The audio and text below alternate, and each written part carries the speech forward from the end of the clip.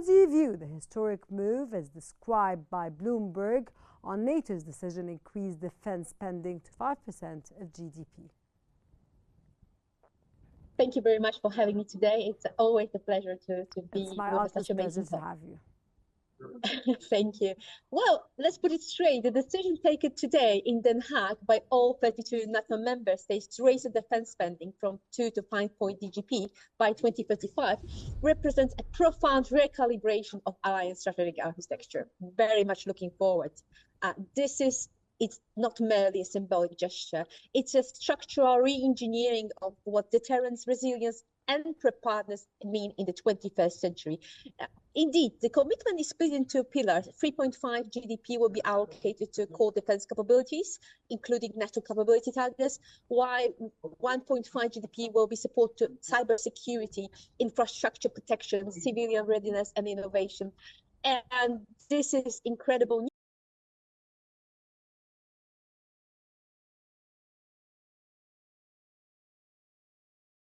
Euro-Atlantic security, but also the ironclad commitment to Article 5 and the pledge continue to support Ukraine, including investment in defense security, which will be counted towards individual member contribution. I am very happy to hear that today's summit revealed a deliberate effort to measure internal alliance dynamics more effectively. For instance, in the final communique, it was kept with just 5 paragraphs. It is stark contrast of this 44 or 90 paragraph declaration of previous years. This was widely understood but be a part of Secretary General Mark Rutte's strategy for keep President Trump engaged. Clear, concise goals and minimal distraction. This is something what we need.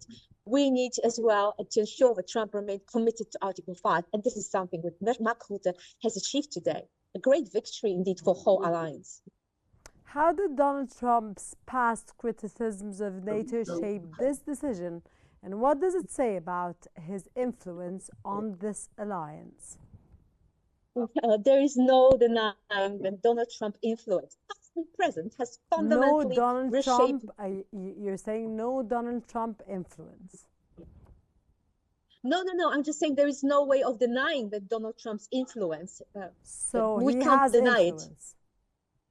Oh yes, he does have an influence, and he's using it quite, let's say, cleverly to fundamentally reshape the way NATO approach in burden sharing.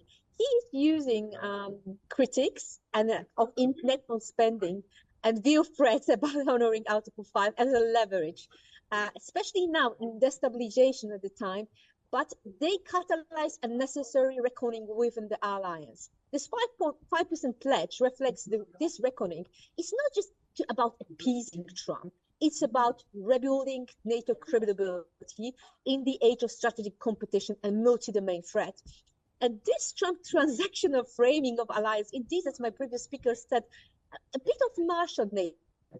Through controversial, exposed structural imbalances, particularly within the European defense posture. Let's not forget that this was something as well during the summit that we can see that political tone will manage within, because some leaders like Polish President Andrzej Duda played a quietly effective role as a diplomatic bridge builder.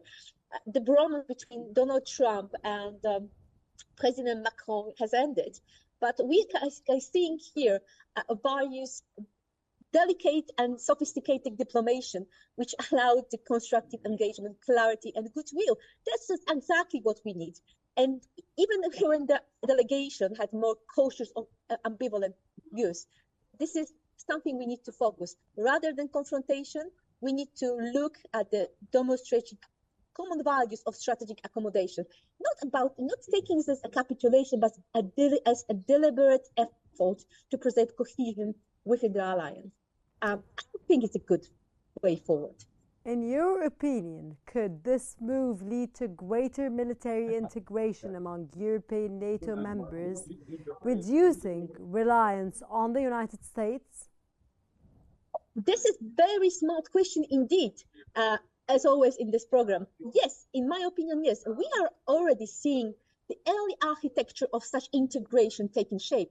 The increased fiscal commitment gives European alliance the resource to move beyond fragmented national capabilities towards truly interoperable forces and industrial ecosystem. This key development will include, first of all, joint procurement programs in air defense, reconnaissance, and logistics. Moreover, we have expansion of cross-border defense and R&Ds, funded by both NATO Innovation Defense Fund, Diana, but as well supported by EU-owned defense fund. We can see here more synchronized planning and force deployment, allowing European alliance to act independently while required, while remaining integrated within the NATO structure. And last but not least, we can see here that this strategic autonomy in opposition to the US is about strategic maturity. Europe is becoming more capable partner within the transatlantic alliance. And you can see here as well that this might spread across the other nations. We can work more closely with Turkey. We can more closely with Okay, so is the answer Macedonia. yes or we no? We can work most closely as others. Is the Yes. answer yes or no? Yes. There could be Absolutely reducing yes. reliance on the United States. Yes, and I think this is something which European Union is already trying to do, to actually modernize doctrine, which will be going to address multi-domain So they're threats trying already to now. reduce reliance on the United States. How will European governments... In my opinion, yes. Okay. How will European governments balance higher defense spending with domestic priorities like facing inflation and debt challenges? That's a very important question, because that was something which was taking back some countries like Belgium, like Portugal, etc. The thing is that we have been, let's say, having a wake-up call, especially now during the ongoing crisis within Gaza Strip, including Iran and Israel confrontation, but as well, let's not forget, last but not least, the situation in Ukraine. We actually have seen for the last couple of months that we cannot make a bargain. We need to really understand the need of Okay, can I ask you one ourselves. quick question before I wrap up? Yeah. Given the shifting geopolitical landscape, how sustainable is NATO's current model of collective defense, and what reforms might be necessary to maintain its relevance through 2030 and beyond?